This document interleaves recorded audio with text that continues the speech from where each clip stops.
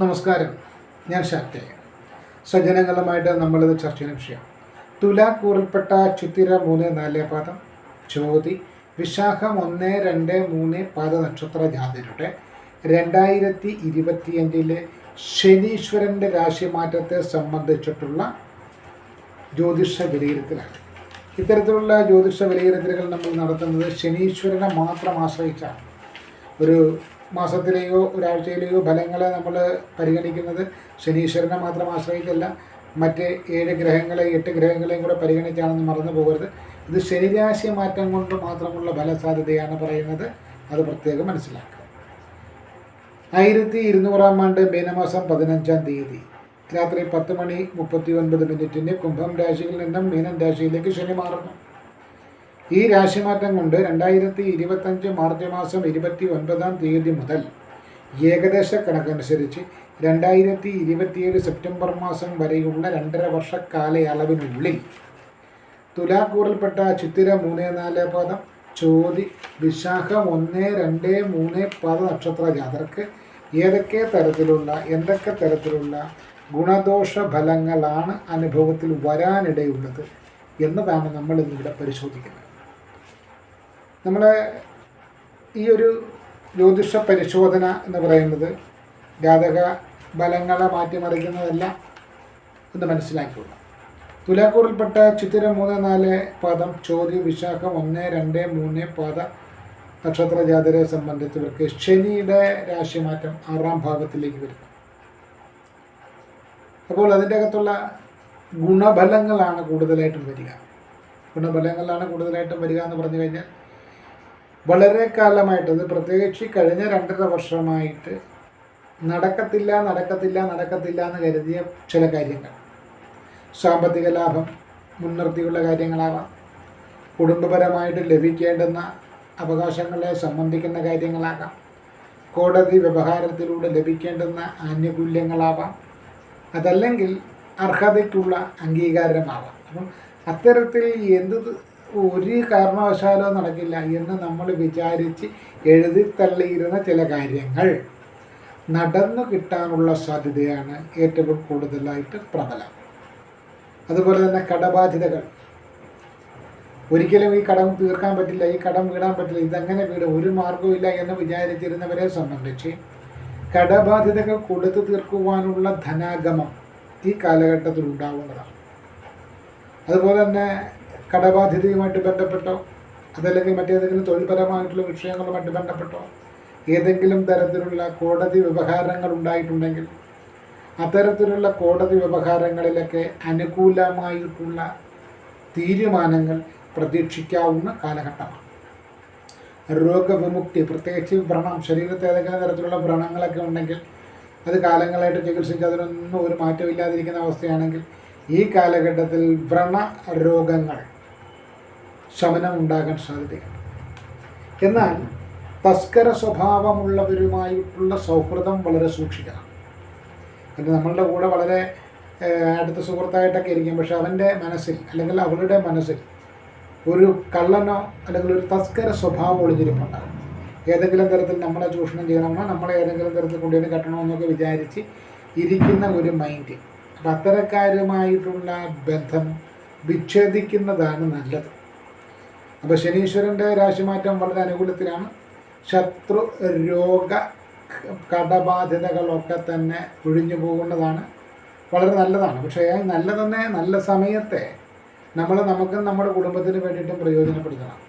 അതല്ലാതെ നമ്മളോടൊപ്പം നടക്കുന്നവർക്കാർക്കെങ്കിലും എന്തെങ്കിലും തരത്തിലുള്ള കടബാധ്യതയുണ്ട്, ആ കടബാധ്യത നമ്മൾ ഏറ്റെടുക്കാൻ വേണ്ടിയിട്ട് നമ്മളുടെ ശമ്പള സർട്ടിഫിക്കറ്റ് കൊടുത്ത് വായ്പ എടുക്കുകയോ നമ്മളുടെ പേരിലുള്ള ഭൂമിയുടെ ആധാരം കൊടുക്കുകയോ അതല്ലെങ്കിൽ നമ്മൾ ജാമ്യം നിൽക്കുകയോ ഒക്കെ ചെയ്യുന്നത് പോലുള്ള മണ്ടത്തരങ്ങൾ കാണിച്ചാൽ ഈ ഫലം ഡൈവേർട്ട് ചെയ്ത് അങ്ങനെ വകമാറിപ്പോവും അല്ലെങ്കിൽ വഴിമാറിപ്പോവും.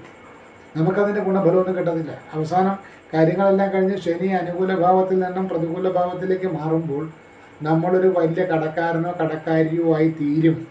അതും മറന്നു പോകരുത്.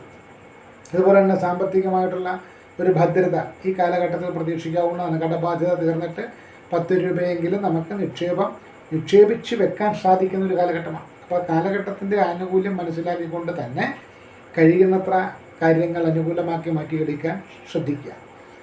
തൊഴിൽപരമായിട്ടുള്ള വിഷയങ്ങൾ സംബന്ധിച്ചോ അതല്ലെങ്കിൽ വിദ്യാഭ്യാസ വിഷയങ്ങൾ സംബന്ധിച്ചോ പ്രവാസ ജീവിതത്തിനോ വിദേശയാത്രയ്ക്കോ ആഗ്രഹിക്കുന്നവർക്ക് അത്തരത്തിലുള്ള കാര്യങ്ങൾ നടന്നു കിട്ടാനിടയുണ്ട്. അതുപോലെ തന്നെ തന്നിൽ കൂടുതൽ പ്രായമുള്ളവരുടെ അടുപ്പമോ പ്രണയമോ തോന്നിയേക്കാം. അത്തരം സന്ദർഭങ്ങളിലും അതും ഒരു കെണികയിലേക്ക് പോയി വീഴരുത്. പ്രത്യേകിച്ച് ദമ്പതികളായിട്ട് കുടുംബമായിട്ടൊക്കെ ജീവിക്കുന്നവരെ സംബന്ധിച്ച് അവരവരുടെ നിലയും വിലയും മറന്നുകൊണ്ട് താൽക്കാലികമായിട്ടുള്ള എന്ത് ലാഭത്തിൻ്റെ പുറത്താണെങ്കിലും അത്തരത്തിലുള്ള കെണികളിൽ അകപ്പെടാതിരിക്കുവാനും സൂക്ഷിക്കേണ്ടതാണ്. അതുപോലെ തന്നെ തുകൽ വസ്ത്രങ്ങൾ, തുകൽ നിർമ്മിതമായ ആടിൻ്റെ രോമം, അത് ഒട്ടകത്തിൻ്റെ ആയിട്ട് ബന്ധപ്പെട്ട വസ്തുക്കൾ, ഇങ്ങനെയൊക്കെയുള്ള നിർമ്മാണ വസ്തുക്കൾ ലഭിക്കാനിടയുണ്ട്. അതുപോലെ തന്നെ ഈ ഖനന വസ്തുക്കൾ, രാസവളം പോലുള്ള കാര്യങ്ങളൊക്കെ ബിസിനസ് ചെയ്യുന്നവർക്ക് വളരെ നല്ല ഒരു റിസൾട്ട് കിട്ടുന്നതായിരിക്കും. പരീക്ഷാ വിഷയങ്ങളിലൊക്കെ നല്ല ഓർമ്മശക്തി കിട്ടും. ഉത്തമമായിട്ടുള്ള വിവാഹാലോചനകൾ വരികയും അവ ഒക്കെ തീരുമാനത്തിലാക്കുകയും ചെയ്യും. അതുപോലെ തന്നെ വിദ്യാഭ്യാസപരമായിട്ടും ചില നേട്ടങ്ങൾ പ്രതീക്ഷിക്കാവുന്ന കാലഘട്ടമാണ്. പ്രണയാദി വിഷയങ്ങളിൽ ചില തിരിച്ചറിവുകൾ ഉണ്ടാകുന്നൊരു കാലഘട്ടമാണ്.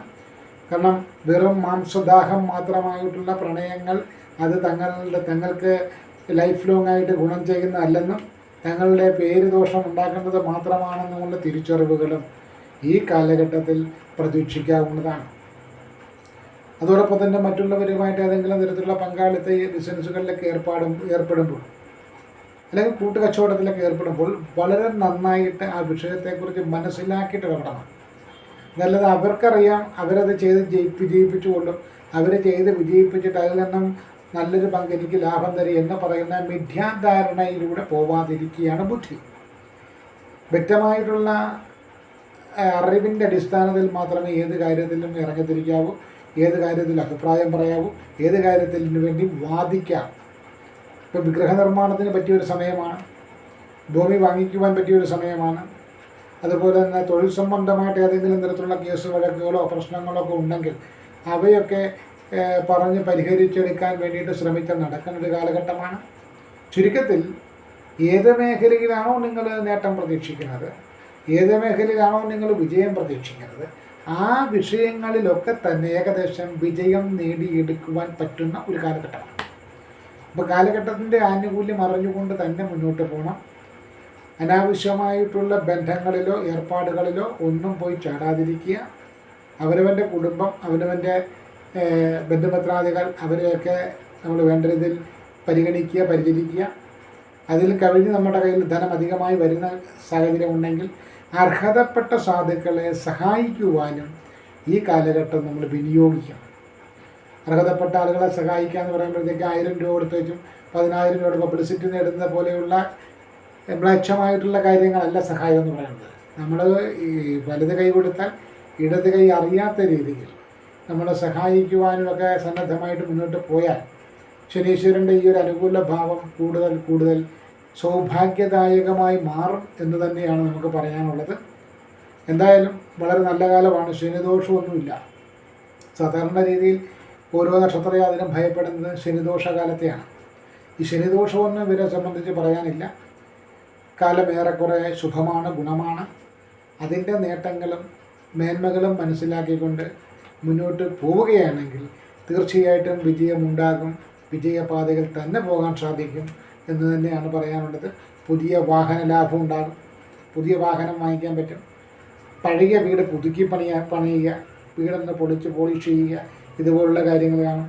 പാരമ്പര്യമായിട്ട് പഴമയുമായിട്ട് ബന്ധപ്പെട്ട അച്ഛൻ അപ്പൂപ്പന്മാരുടെയൊക്കെ കാലത്തുള്ള ഏതെങ്കിലും നിർമ്മാണ വസ്തുക്കൾ ലഭിക്കുക, അവരുടേതായിട്ടുള്ള സ്വത്തുക്കൾ ലഭിക്കുക, അവരുടേതായിട്ടുള്ള സ്നേഹവും ഔദാര്യവും ദിനാനുകമ്പയും ലഭ്യമാക്കുക. ഇങ്ങനെയൊക്കെ കുടുംബപരമായിട്ടും കുറച്ച് നേട്ടങ്ങൾ ഉണ്ടാക്കിയെടുക്കാൻ പറ്റുന്നൊരു കാലഘട്ടമാണ്.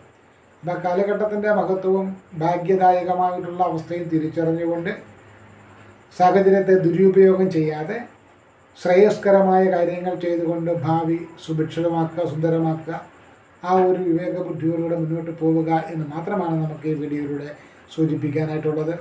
ചെറിയ ചെറിയ ബുദ്ധിമുട്ടുകളും ചെറിയ ശാരീരിക പ്രശ്നങ്ങളൊക്കെ വരിക തന്നെ ചെയ്യും. പക്ഷെ അതൊന്നും ഈ ഒരു ഭാഗ്യത്തെ തടസ്സപ്പെടുത്തത്തില്ല. ഭാഗ്യത്തെ തടസ്സപ്പെടുത്തുന്നത് നമ്മളുടെ കയ്യിൽ നിന്നും എന്തെങ്കിലും ഹിതകരമല്ലാത്ത അഹങ്കാരം നിറഞ്ഞ പ്രവർത്തികൾ എന്തെങ്കിലും വന്നാൽ മാത്രമേ ഭാഗ്യം തടസ്സപ്പെടുകയുള്ളൂ. അങ്ങനെയൊന്നും ഉണ്ടാകുന്നില്ലെങ്കിൽ ഈ ശനീശ്വരൻ്റെ അനുകൂല ഭാവത്തിലുള്ള ഭാഗ്യം നാൾക്ക് നാൾ വർദ്ധിച്ചുകൊണ്ടിരിക്കും. ഈ വരുന്ന 2.5 വർഷത്തിനുള്ളിൽ അതെല്ലാം നേടിയെടുക്കുവാനും സാധിക്കുമെന്നാണ് നമുക്ക് വീഡിയോയിലൂടെ പറയാനുള്ളത്. നന്ദി, നമസ്കാരം.